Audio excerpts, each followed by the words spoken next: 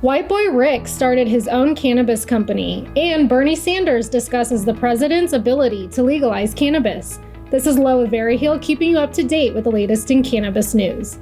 You may or may not be familiar with the sordid tale of Richard Wershe Jr., also known as White boy Rick.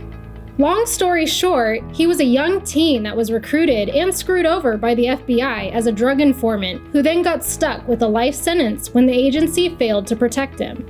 Well, now he's out of prison and is partnering with Pleasant Tree's cannabis company to start his own, called The Eighth. He told the Detroit Times that the name is a double entendre that refers to the standard measurement for cannabis, but also speaks to the Constitution's Eighth Amendment, which prohibits cruel and unusual punishment. A poignant homage to his time in prison and the fate of many others caught in the system. Wershe's new cannabis company will showcase various products like cannabis flower, concentrates, vape batteries, and apparel. After spending 3 decades behind bars, he's now suing the FBI for alleged child abuse. A portion of the proceeds from his company, The Eighth, will go toward releasing others who are victims of excessive imprisonment. Next in news, in a recent podcast interview, Bernie Sanders discusses how President Biden could theoretically legalize cannabis, but just chooses not to. Sanders suggests that if President Biden chooses to, he can decriminalize cannabis. However, Biden can't just snap his fingers and make things happen on his own. There are 2 different avenues that can be taken in order to legalize. One route, a petition has to be filed by either the Secretary of the Department of Health and Human Services or an outside party.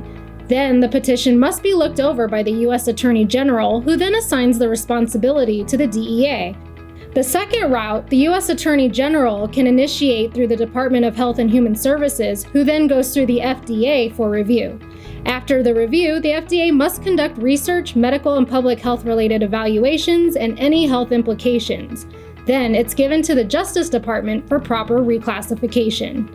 Even though a good portion of Biden's campaign involved ending cannabis prohibition, Press Secretary Jen Psaki confirmed that while President Biden is currently a proponent of decriminalization, he has not expanded his stance on a broader scale that would include legalization.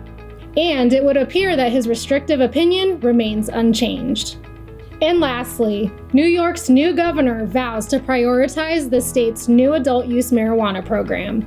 Back in March, former Governor Cuomo signed recreational legalization, but failed to do anything about the infrastructure of the program, like nominating people to be in charge. Cuomo was locked in disputes with the state Senate, who are the ones who need to confirm the appointees. These appointees are absolutely necessary, as they are the ones who make the rules and issue licenses, all from cultivation to retail sale. Thankfully, New York's new governor, Kathy Hochul, has vowed to clear up the jam, make the program a priority, and launch it forward. So go ahead and like this video and give us a follow at Veriheal for the latest in cannabis news. Thanks for watching.